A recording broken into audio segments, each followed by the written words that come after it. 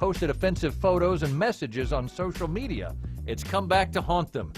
Here to discuss this, Catherine Mars is the founder, principal, and certified admissions advisor with Mars College. Thank you so much for being on the program. Hi, it's Mars College Admission Advisors, and I'm an educational consultant. Well, we're glad to have you, no matter where you're from or what you're doing. So it's good. great to have you. I thought this was a rather interesting story. It's actually got a lot of play in the last few days. Harvard has said, look, you wrote things we didn't like, and we don't want you here. So what exactly was written, and what did Harvard do about it?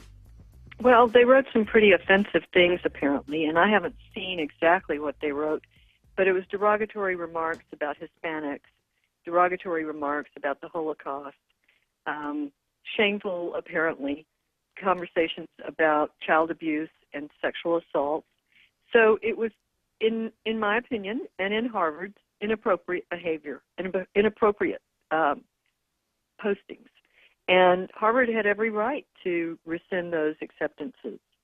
And frankly, I think that was a great thing. And I hope it's a wake-up call for all teenagers that they need to be very sensitive to what they post on social media. Have there been people yelling and screaming about that's not fair, they did this apart from Harvard, it had nothing to do with you, and we're entitled to our opinion, that kind of thing?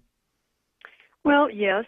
There has been conversations. I was looking at some Facebook postings today of responses like, well, what happened to free speech and blah, blah, blah, and why can't we express our own opinion? Well, I think it's fine that people express their own opinions verbally to their friends. But when you put something out there on social media and you think it's private, it is not private. Look at what the NSA can do with all of us. Nothing is private. And once you put it on Facebook or once you put it in social media, it's pretty much there permanently. You can try to scrub it, but it can be kept in the archives forever. Are there more universities that are actually jumping on this idea that we're going to start policing what people are actually doing on social media? I know high schools have been starting to do that as well. Yes, 35% of all admissions professionals do go to social media to do some due diligence on their prospective applicants. Colleges are looking for a class every year, a well-rounded class of students to admit. And so, they're going to look and see what kind of thought process these kids use when they're on social media, because it demonstrates a maturity level. And colleges aren't looking to be a nanny kind of for kids who are not quite mature enough to be at college. So they really want to try their best to make sure the students can be successful if they admit them. They bring a kid on campus who had written something inflammatory like that. Would there have been ramifications once they had gotten there, or colleges now saying, look, you're kind of on the watch list, so to speak? Well, it could be. I mean, every school has a code of conduct. Yeah. And so that more than likely would indeed be the case. Now, I don't know because I can't speak for any particular college, but I do know that codes of conduct are there, and we are a civil society. So if you're rejected by Harvard after you've already been accepted, and because of this reason, is any other university going to take you at that point, or are you damaged goods? No, I imagine other universities will open their arms to these kids because they're very bright students. And colleges are always looking to improve their statistics. And so I'm sure that these kids are going to land on their feet just fine. And I'm also sure that if they grow up and want to go to Harvard for graduate school or medical school or law school, they'll be able to. Yeah. Ms. Mars, is this something that now when somebody applies to a university, they're asking for all the passwords or they're asking to be admitted to all social media sites? Is that part of the application process? No. And in the case of these 10 kids, when someone reported that there was offensive language on this private chat page that they had created for the class of 2021, it was another student in the class of 2021 that reported them to Harvard and said, I'm concerned about what's being posted. Harvard then turned around and asked the students individually, please share what you have posted.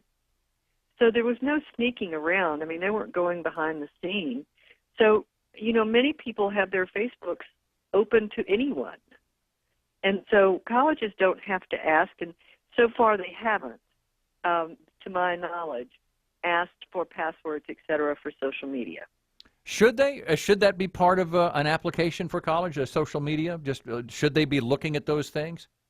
No, not necessarily, but I do think that students should be paying very close attention to what they post, because it is open game. It is possible that somebody could be reading it that you might not really intend for it to be read by.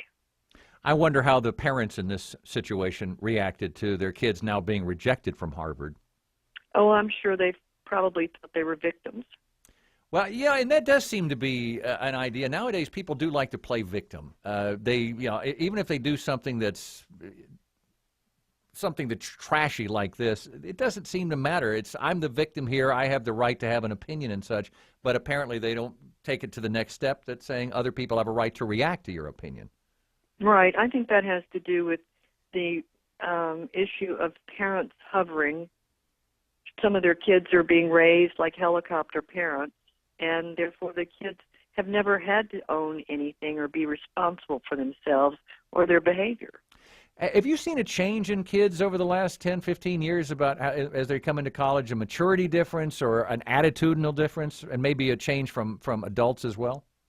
Yes, I hate to say it, but I think that there's a higher level of entitlement than existed 10 years ago with the high school kids today.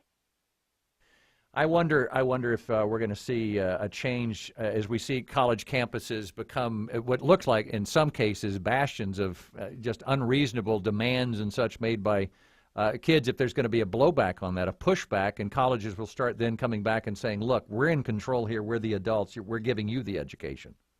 Let's hope so. Yeah, all right. Catherine Mars, the founder, principal, and certified admissions advisor with Mars College Admissions Advisors, and I want to thank you so much for coming on the program. Thank you, Ernie, for having me. All right. Have a great afternoon. You too. That brings us to our audio